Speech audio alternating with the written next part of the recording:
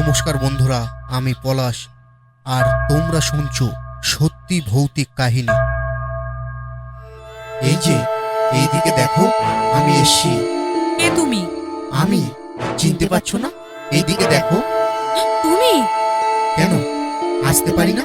না, তুমি তো মারা গেছো।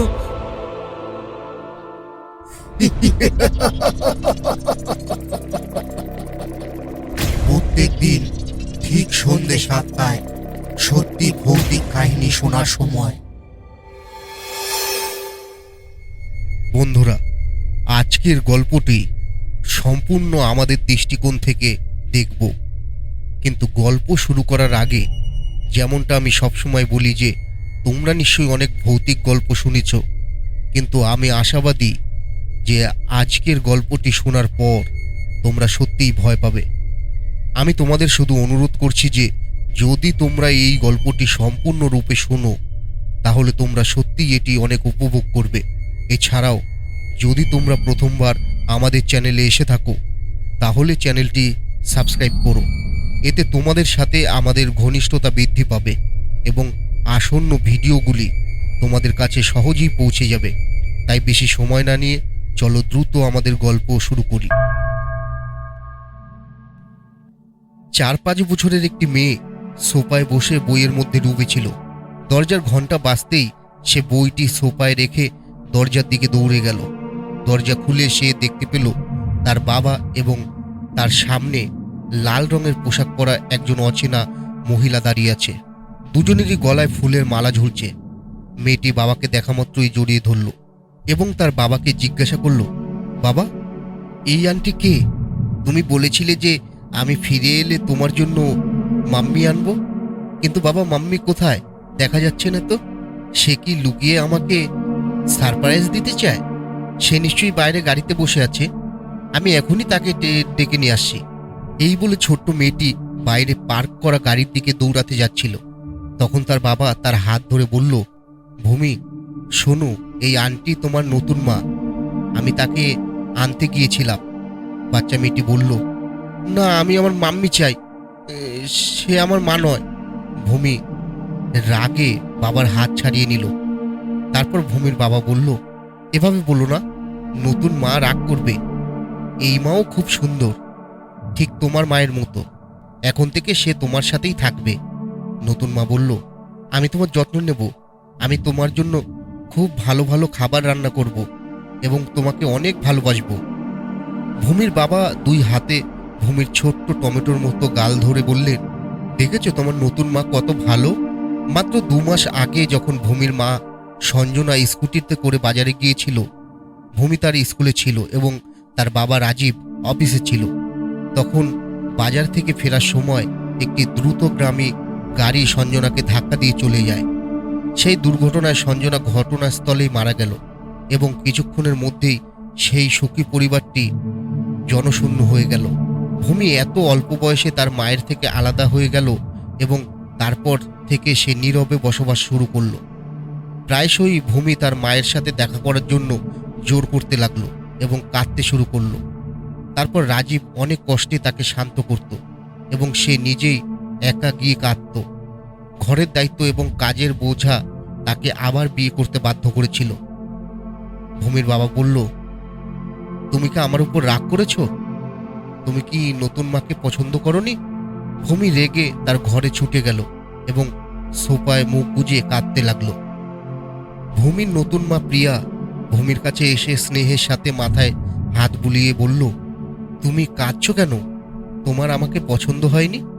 ভূমি আদরের সাথে মাথা নাড়ল। তখন তার মনে পড়ল যে তার মা এভাবে মাথায় হাত বুলিয়ে দিতেন। সে কয়েক মাস পর তার মায়ের ভালোবাসা পেয়েছিল। তার কোমল হৃদয় তৎক্ষণাৎভাবে গলে গেল এবং সে প্রিয়াকে জড়িয়ে ধরল। তারপর প্রিয়ার চোখ দেয়ালে ঝুলন্ত সঞ্জনার ছবির উপর থেমে গেল। প্রিয়া খুব মনোযোগ সহকারে সঞ্জনার ছবির দিকে তাকিয়েছিল। ঠিক তখনই তার মনে হলো সঞ্জনার ছবি রাগে তার দিকে তাকিয়ে আছে। হঠাৎ সঞ্জনার চোখ রক্তের মতো লাল হয়ে গেল এবং তার সুন্দর মুখটা ভয়ঙ্কর দেখতে লাগলো। তারপর তার ছবি থেকে রক্ত টপ টপ করে মেঝেতে ছড়িয়ে পড়তে লাগলো। প্রিয়া ভয়ে কাঁপতে লাগলো। সে ভাবল এটা তার কল্পনা, তাই সে চোখ বন্ধ করে আবার চোখ খুলল। কিন্তু সবকিছু আগের মতোই স্বাভাবিক হয়ে গেল। দেওয়ালে ছবিটায় সঞ্জনা হাসি মুখে দাঁড়িয়েছিল এবং মেঝেতে এক ফোঁটাও রক্ত ছিল না। আজ সন্ধ্যা থেকেই শহরের বিদ্যুৎ চলে যাওয়ায় পুরো শহর অন্ধকারে ডুবে গেছিল। অনেক দূর থেকে পথহারা কুকুরের ঘেউ ঘেউয়ের ভয়ঙ্কর শব্দ স্পষ্ট শোনা যাচ্ছিল। প্রিয়া এবং রাজীব তাদের ঘরে ঘুমিয়েছিলেন। দুজনেই সাদা চাদর দিয়ে নিজেদের ঢেকে রেখেছিলেন। রাতের বাতির আবছা আলো ঘরে ছড়িয়ে পড়েছিল, আর টেবিলে রাখা একটি নকশা এবং অ্যালার্ম ঘড়ি রাত 12টায় বেজে গেছে। তখন কেউ বাইরে থেকে জোরে জোরে ধাক্কা দিতে শুরু করলো এবং বলল, মা মা দরজা খোলো, প্লিজ দরজা খোলো। ওই ঘরে আমার একা খুব ভয় লাগছে, আমি তোমাদের সাথে ঘুমাতে চাই। দরজার ওপার থেকে ভূমির আওয়াজ ভেসে আসছিল। সে প্রায় চিৎকার করছিল এবং তার কণ্ঠস্বর দেখে মনে হচ্ছিল সে সত্যিই ভয় পাচ্ছে। দরজায় ধাক্কার শব্দে প্রিয়া ঘুম থেকে জেগে উঠল, কিন্তু রাজীব তখনও নিশ্চিন্তে ঘুমাচ্ছিল। প্রিয়া একবার রাজীবের দিকে তাকালো এবং তারপর উঠে বসল। দরজায় তখনও টোকা পড়ল এবং দরজার ওপার থেকে একই কথা প্রতিধ্বনিত হচ্ছিল, মা মা দরজা খোলো, প্লিজ দরজা খোলো। ওই ঘরে একা আমার খুব ভয় লাগছে, আমি তোমাদের সাথে ঘুমাতে চাই। প্রিয়া ভাবল যে হয়তো ভূমি কোনো খারাপ স্বপ্ন দেখেছে এবং সেই কারণেই দরজায় ধাক্কা দিচ্ছে। সে উঠে দরজা খুলল, কিন্তু বাইরে কেউ ছিল না। সে এদিক ওদিক তাকালো, কিন্তু তবুও সে কিছুই দেখতে পেল না। ভূমির ঘরটি তার ঘরের ঠিক সামনেই ছিল। সে ভূমির ঘরের দিকে যেতে লাগলো। সে জানলা দিয়ে ঘরের ভেতরে উঁকি দিয়ে দেখল ভূমি তার বিছানায় আরামে ঘুমাচ্ছে। ঠিক তখনই ঠান্ডা বাতাসের এক তীব্র ঝাপটা বয়ে গেল। সে প্রিয়াকে স্পর্শ করে বাইরে এলো এবং তার কানে একটা অদ্ভুত ফিসফিসিয়ে বলল, আমার বাড়ি থেকে চলে যাও। মনে হচ্ছিল যেন কোনো অচেনা মহিলা খুব রাগান্বিত স্বরে কথা বলছে। এই ফিসফিসটি প্রিয়ার কানে ধাক্কা লাগার সাথে সাথেই সে এদিক ওদিক তাকাতে লাগলো, কিন্তু কিছুই দেখতে পেল না। সে ভাবল হয়তো সে কোনো খারাপ স্বপ্ন দেখেছে, তাই তার মনে এই অদ্ভুত চিন্তাগুলো আসছে। সে তার ঘরে চলে গেল। যখন সে ঘরের দরজাটা বন্ধ করার জন্য ধাক্কা দিল, দরজাটা একটুও নড়ল না, যেন কেউ প্রচণ্ড জোরে দরজাটা শক্ত করে ধরে রেখেছে। সে অনেকক্ষণ ধরে দরজাটা বন্ধ করার চেষ্টা করতে থাকলো, কিন্তু দরজাটা যেমন ছিল তেমনই আটকে রইল। যখন সে চেষ্টা করতে করতে ক্লান্ত হয়ে দরজা থেকে হাত ছড়িয়ে নিল, দরজাটা নিজে থেকেই বন্ধ হয়ে গেল। দরজার লকটাও নিজে থেকেই বন্ধ হয়ে গেল, যেন কোনো অদৃশ্য শক্তি এসব করছে।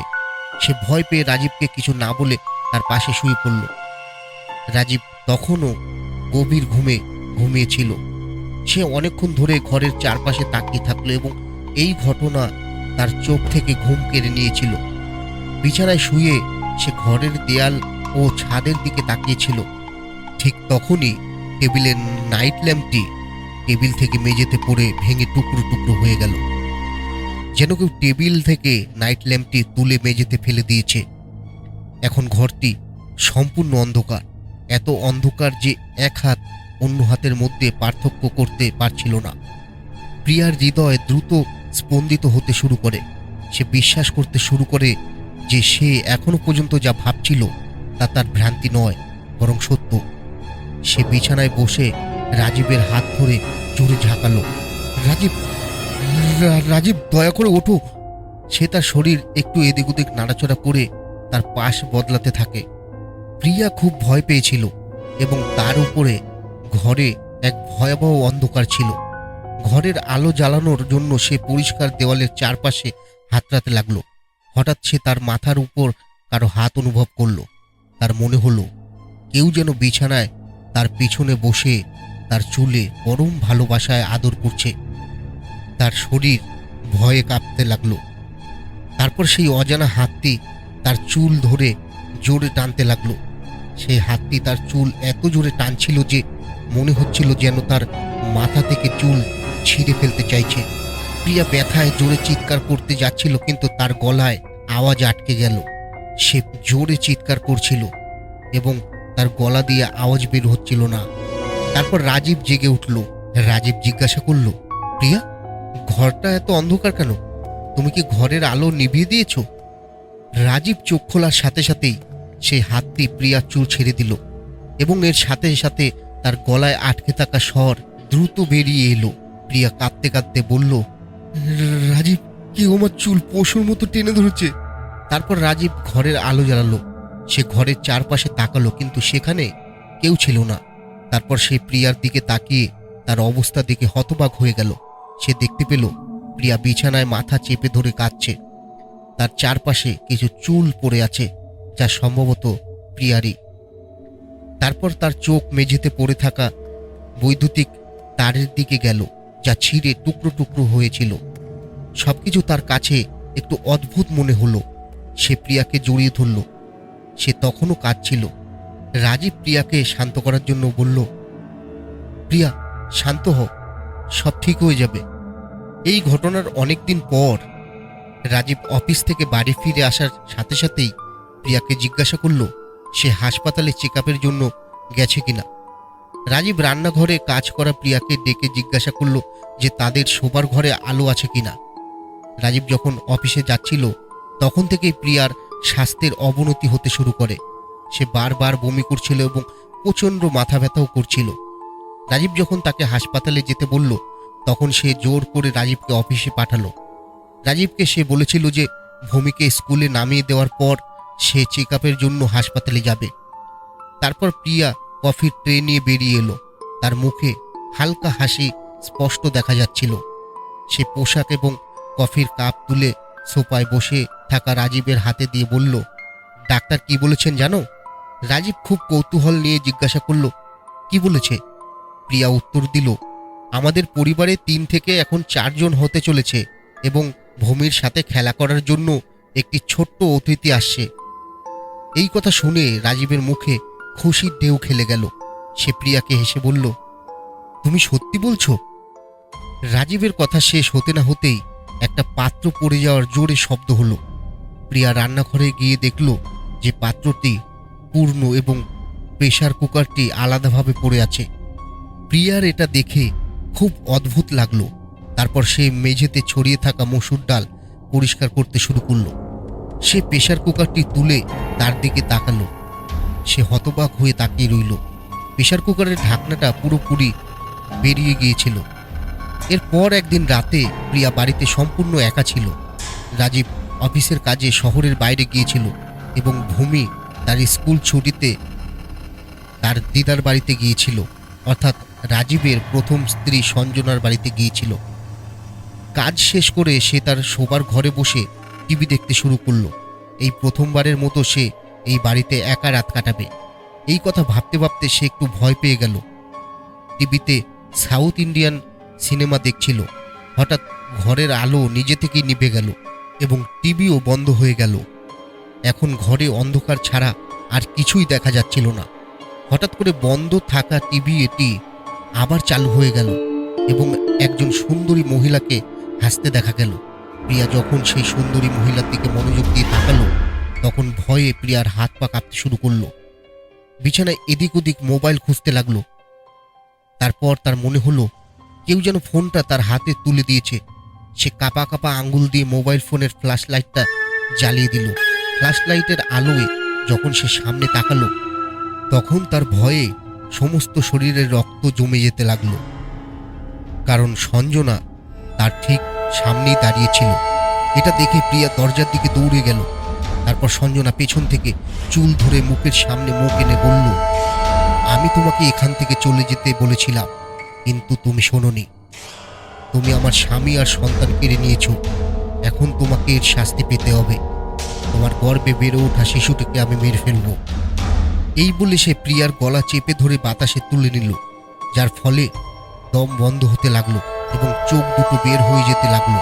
তার নিঃশ্বাস বন্ধ হয়ে যাচ্ছে এবং পাখির মতো উঠতে লাগলো। তার হাত নিজেকে মুক্ত করার জন্য সে ছটফট করতে থাকলো। তারপর সে প্রিয়াকে বাতাসে ছুঁড়ে মারল এবং সে সোজা ঘরের মেঝের উপর পড়ে গেল। হঠাৎ ঘরের আলো জ্বলে উঠল এবং সঞ্জনার কোনো চিহ্ন দেখা গেল না। প্রিয়ার পেটে প্রচণ্ড ব্যথা হচ্ছিল, সে দাঁড়াতেও পারছিল না। সে মেঝেতে হামাগুড়ি দিয়ে ফোন করার চেষ্টা করছিল, কিন্তু ফোন পরিষেবার বাইরে শোনাচ্ছিল। প্রিয়া অনেকবার রাজীবকে ফোন করার চেষ্টা করেছিল, কিন্তু যখনই সে তার নাম্বারে ডায়াল করত, ওপাশ থেকে একই উত্তর পেত। সারা রাত ব্যথায় সে মেঝেতে শুয়েছিল। ভোর 4:30 দিকে রাজীব ফোন করেছিল। হ্যালো প্রিয়া, তুমি ঠিক আছো? তুমি রাতে অনেকবার ফোন করেছিলে। এখানে পর্যাপ্ত মোবাইল নেটওয়ার্ক ছিল না, তাই আমি ফোন করতে পারিনি। রাজীব কথা বলার সাথে সাথেই ওপাশ থেকে বলেছিল, আমি খুব অসুস্থ রাজীব, তুমি যত তাড়াতাড়ি পারো বাড়ি ফিরে এসো। রাজীব এই কথা শুনে প্রিয়াকে জিজ্ঞাসা করল, প্রিয়া তোমার কি হয়েছে? তুমি কাঁদছো কেন? প্রিয়া বলল, তুমি তাড়াতাড়ি বাড়িতে এসো, তারপর তোমাকে সব বলবো। এই বলে প্রিয়া ফোন কেটে দিল। হাসপাতালের ওয়ার্ডে প্রিয়া স্ট্রেচারে শুয়েছিল। প্রিয়া চোখ বন্ধ করে শুয়েছিল। একজন মহিলা ডাক্তার তাকে পরীক্ষা করছিলেন। রাজীব এবং তার বন্ধু ওয়ার্ডের বাইরে একটি বেঞ্চে বসেছিলেন। রাজীব তার কপাল চেপে বসে কিছু একটা ভাবছিল। সে বারবার ওয়ার্ডের দরজার দিকে তাকাচ্ছিল। হয়তো সে দরজা দিয়ে ডাক্তারের বের হওয়ার অপেক্ষা করছিল। সে প্রিয়ার স্বাস্থ্যের কথা জিজ্ঞাসা করতে চাইছিল। সময় যত এগিয়ে যাচ্ছিল, তার অস্থিরতা বাড়ছিল। তখন মহিলা ডাক্তার ঘর থেকে বেরিয়ে এলেন এবং রাজীব মহিলা ডাক্তারকে জিজ্ঞাসা করল, কেমন আছে প্রিয়া? মহিলা ডাক্তারটি বলল, এখন সে বিপদমুক্ত, কিন্তু আমরা বাচ্চাটিকে বাঁচাতে পারিনি। I am sorry. রাজীব এবং বিনয় দুজনেই দ্রুত পদক্ষেপে ওয়ার্ডের ভেতর চলে গেলেন। প্রিয়া চোখ বন্ধ করে স্ট্রেচারে চুপচাপ শুয়েছিল। প্রিয়া রাজীবকে দেখে তার চোখে জল চলে এলো। রাজীব প্রিয়ার কাছে এসে বলল, প্রিয়া তুমি ভালো আছো? তার বন্ধু বিনয়ও তার পাশে দাঁড়িয়েছিল। রাজীবকে সামনে দাঁড়িয়ে থাকতে দেখে প্রিয়া অঝরে কাঁদতে শুরু করলো। সে উঠে তাকে জড়িয়ে ধরে অনেক কাঁদতে চাইল, কিন্তু রাজীব তার কাঁধ ধরে স্ট্রেচারে শুইয়ে দিল। রাজীব বলল, দয়া করে শুয়ে পড়ো প্রিয়া, ডাক্তার তোমাকে বিশ্রাম নিতে বলেছে। প্রিয়া কাঁদতে কাঁদতে বলল, সে আমাদের অনাগত সন্তানকে মেরে ফেলেছে এবং এখন সে আমাকেও ছেড়ে দেবে না। সেই রাতে সে নিজেই আমার সামনে এসে আমাকে এই কথা বলে, আর সে চায় না আমি তোমাদের সাথে তোমার বাড়িতে থাকি। রাজীব জিজ্ঞাসা করল, কে বলল এই কথা প্রিয়া? তুমি কার কথা বলছো? তখন প্রিয়া ভয়ে কাঁপতে কাঁপতে বলল, সঞ্জনা, তার আত্মা এখনো আমাদের বাড়িতে আছে। সে চায় না আমি তোমার সাথে ওই বাড়িতে থাকি। এই কথা শোনার সাথে সাথে বিনয় রাজীবকে বলল, ভাই আমি এক বাবাকে জানি, চলো আমার সাথে সেখানে। তখনই রাজীব আর বিনয় সেই বাবাজির কাছে যাওয়ার জন্য রওনা দিল। রাজীব বিনয়কে জিজ্ঞাসা করল, তুমি কি শিওর যে ওই বাবাজি এখনো ওখানেই থাকে? বিনয় বলল, হ্যাঁ সম্ভবত, আমি প্রায় 3 বছর আগে তার কাছে এসেছিলাম। এরপর গাড়িটি একটি কাঁচা রাস্তার দিকে মোড় নিল। এটি মহারাজগঞ্জ বনের মাঝখান দিয়ে চলে গেল। এটি সম্পূর্ণ পাথরে এবং গর্তে ভরা ছিল। এর ফলে গাড়ির গতি অনেক কমে গিয়েছিল। একই পাথরের রাস্তায় কিছু দূর যাওয়ার পর রাস্তাটি এত সরু হয়ে গেল যে কেবল গাড়িই নয়, এমনকি একজন মানুষ ঠিকভাবে হাঁটতে পারবে না সে রাস্তা দিয়ে। তারপর গাড়ি থামিয়ে রাজীব বিনয়ের দিকে তাকাতে লাগলো। এরপর দুজনেই গাড়ি থেকে নেমে মোবাইল ফোনের আলো জ্বালিয়ে সেই সরু পথে হাঁটতে শুরু করলো। পথের ধারে কাঁটাযুক্ত ঝোপ ছিল, যা বারবার তাদের পোশাকের সাথে জড়িয়ে যাচ্ছিল এবং বন থেকে অদ্ভুত ভয়ঙ্কর শব্দ আসছিল। কিছু দূর যাওয়ার পর দুজনেই দেখতে পেল একটি বড় মাঠ। সেই মাঠের মাঝখানে আগুন জ্বলছিল এবং সেই আগুনের কাছে বসে থাকা একজন মধ্যবয়স্ক লোক বারবার সেই আগুনে কিছু একটা ঢেলে দিচ্ছিল। সেই দৃশ্য দেখে রাজীব ও বিনয় দুজনেই দ্রুত তার দিকে হাঁটতে লাগলো। তারপর কিছুক্ষণের মধ্যেই সেখানে গিয়ে উপস্থিত হলো। সে দেখল লোকটি কোনো মন্ত্র বলছিল এবং আগুনে রক্ত ঢেলে দিচ্ছিল, এবং তার পাশে রাখা একটি মানুষের খোলের কঙ্কাল, যা সিঁদুর দিয়ে মাখা ছিল। কিছুক্ষণ পর যখন তার কাজ শেষ হলো, সে দেখতে পেল দুজনেই বড় বড় চোখ করে দাঁড়িয়ে আছে। সে বড় বড় লাল চোখ দিয়ে তাদের দিকে তাকিয়ে রইল। তারপর বিনয় হাত জোর করে মাথা নিচু করে বলল, বাবাজি, আমার বন্ধু অনেক আশা নিয়ে আপনার কাছে এসেছে। সে এবং তার পরিবারের অনেক সমস্যায় আছে, দয়া করে তার সমস্যার সমাধান খুঁজে বের করুন। বিনয়ের এই কথা শুনে বাবাজি বলল, তার সমস্যা অবশ্যই সমাধান হবে। আমার কাছে আসা কোনো ব্যক্তি কখনো খালি হাতে ফেরত যায়নি। আমি দেখতে পাচ্ছি যে তার সমস্যার কারণ তার মৃত স্ত্রী। এটা কি সত্যি? রাজীব বলল, হ্যাঁ। এই কথা শোনার পর বাবাজি বলল, তাহলে তার জন্য আমাকে সেই জায়গায় যেতে হবে। তারপর ওরা দুজনেই সেই তান্ত্রিক বাবাকে সাথে নিয়ে গাড়ির দিকে রওনা দিল। মধ্যরাতের পরে তান্ত্রিক রাজীবের বাড়ির উঠোনের মাঝখানে আড়াআড়িভাবে বসে চোখ বন্ধ করে কিছু বিশেষ মন্ত্র উচ্চারণ করছিল। তার ঠিক সামনে মেঝেতে কিছু অনুভৌমিক এবং তির্যক রেখা আঁকা ছিল। রাজীব এবং বিনয় তার পাশে বসে সবকিছু দেখছিল। সেই রাতে আকাশ মেঘে ঢেকে গিয়েছিল এবং মাঝে মধ্যে বিদ্যুৎ চমকাচ্ছিল। সেই কালো মেঘগুলিকে চিরে ফেলছিল। ধীরে ধীরে সেই কালো মেঘ থেকে বেরিয়ে আসা ফোঁটাগুলি মাটির দিকে এগিয়ে যেতে শুরু করছিল। তান্ত্রিক চোখ বন্ধ করে খুব একগ্রতার সাথে জপ করছিল। তারপর তারা সবাই জোরে হাসি শুনতে পেল। মনে হচ্ছিল যেন একজন মহিলা হাসছে। সবাই অবাক হয়ে চারপাশে তাকাতে লাগলো, কিন্তু তারা কিছুই দেখতে পেল না। তারপর রাজীবের চোখ উঠোনের ছাদে গেল এবং তার হৃদয় দ্রুত স্পন্দিত হতে লাগলো। তার প্রথম স্ত্রী সঞ্জনা, যিনি মারা গিয়েছিলেন, এখন সেই ছাদে মাকড়সার মতো হাঁটছিলেন এবং তার পুরো মুখ এবং ভয়ঙ্কর সাদা চোখ তার দিকে তাকিয়েছিল। সে বলছিল, তুমি আমাকে বাড়ি থেকে তাড়িয়ে দিতে চাও, তাই তুমি এই তান্ত্রিককে এনেছো। ঠিক আছে, আমিও দেখব আমাকে কিভাবে তাড়িয়ে দাও। এখন দেখো আমি তোমাদের সাথে কি করি। এই বলে সে ছাদ থেকে তান্ত্রিকের উপর লাফিয়ে পড়ল। সে বড় বড় পেরেক তান্ত্রিকের গলায় এক ঝটকায় বিদ্ধ করল এবং সঞ্জনা তান্ত্রিকের কাছ থেকে পালিয়ে গেল। তান্ত্রিক থেমে থেমে তখনও মন্ত্র জপ করতে থাকলো। তার গলা দিয়ে রক্ত বের হতে লাগলো। কিছুক্ষণ পর সেই তান্ত্রিক বাবার মন্ত্রগুলি তাদের শক্তি দেখাতে শুরু করলো এবং সঞ্জনার শক্তি কমে যেতে লাগলো। কিছুক্ষণের মধ্যেই তার পুরো শরীর বাষ্পে পরিণত হয়ে বাতাসে উড়ে গেল। তো বন্ধুরা, এই ছিল আমাদের আজকের সত্যি ভৌতিক কাহিনী।